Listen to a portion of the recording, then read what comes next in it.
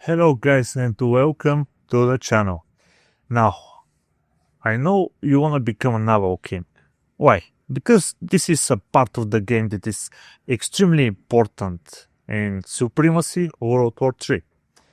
Basically the old Conflict of Nations World War 3, but from now on we call it Supremacy World War 3. Anyway, now when we talk about the naval play, the naval game, I know what you're thinking. I must build cruisers.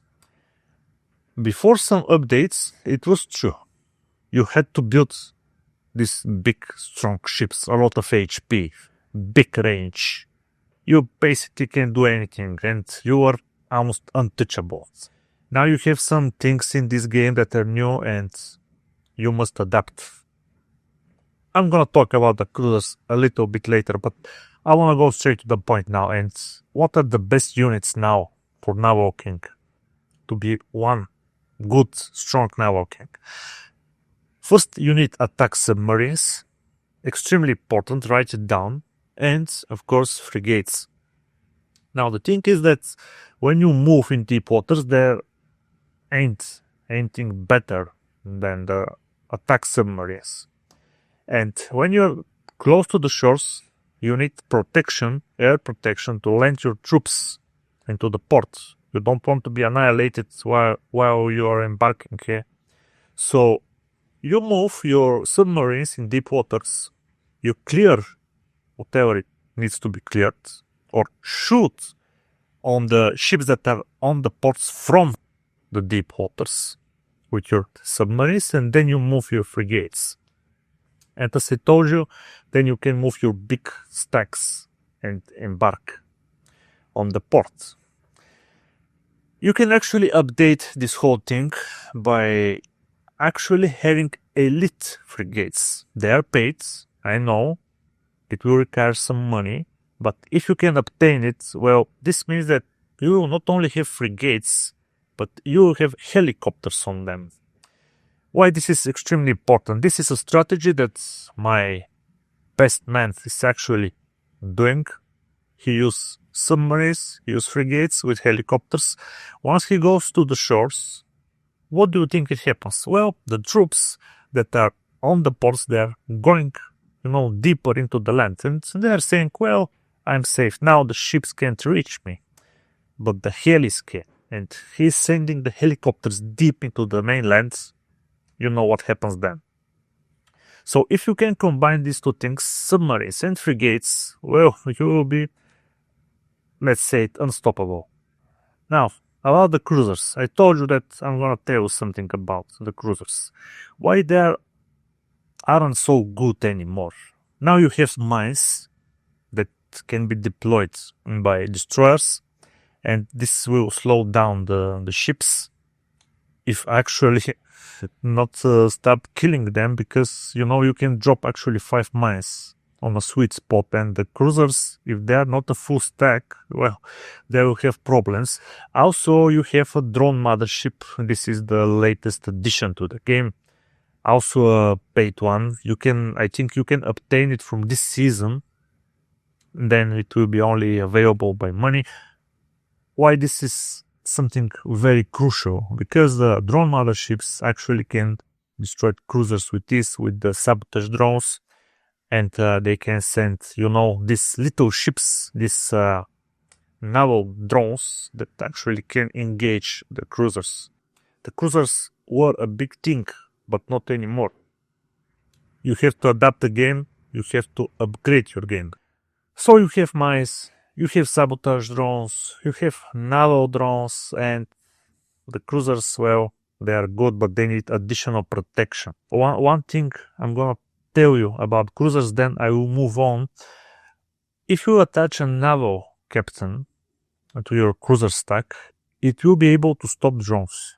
This is something important because the naval captain actually can do it. The cruisers can't. The naval captain can.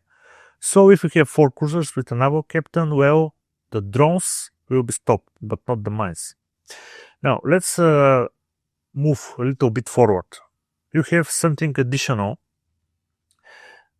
except the mines, patrol boats, it's something good, something cheap, you can put it in a extremely sweet spots and watch what's happening.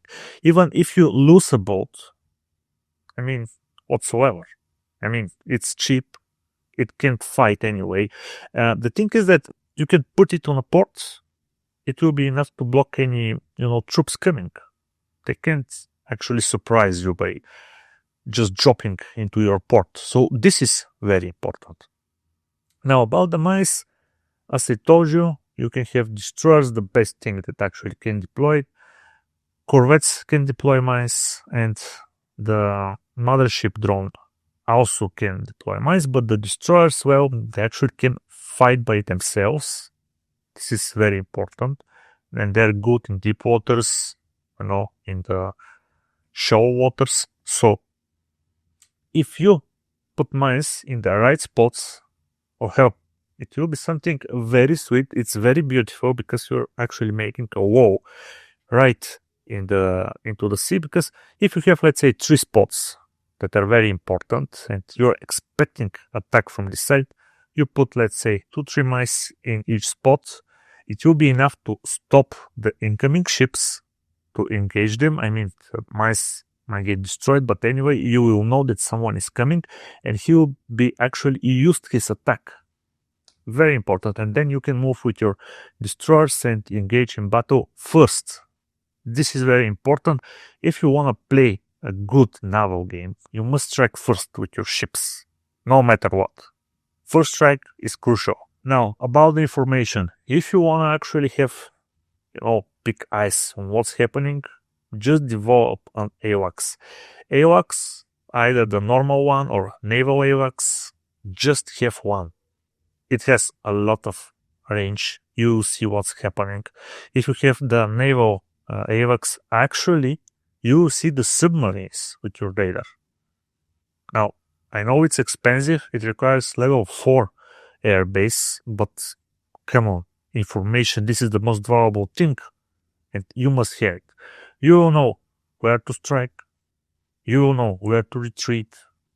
You will save a lot of units if you have AWACS. And if you ask me, what country should I choose to play with? Because this is important. If you want to play just naval and become, superior in the waters, choose an island. Choose an island. I mean, the Philippines are good. UK, Cuba. I mean, these islands, they're good. They're, have very sweet spots that you can block. You will be able just to produce, actually, ships, submarines, and so on. It's something nice to do. Actually, if you play with the UK, for example, you have one big advantage. You're in Europe, but you're actually the only island in Europe. While Europe is fighting, because you know what is happening in Europe from day one, one big war, you will be able to watch from the sides and to move with your ships or your ground army, if you have a good one, into the mainland, into the heartland of Europe. And, you take what you want to take, what you can take, and so on. So this is very important for UK. About the Philippines, well, it's a very strategic island. Actually, from one side you have China and Japan, from the other Indonesia, from the south you have Australia.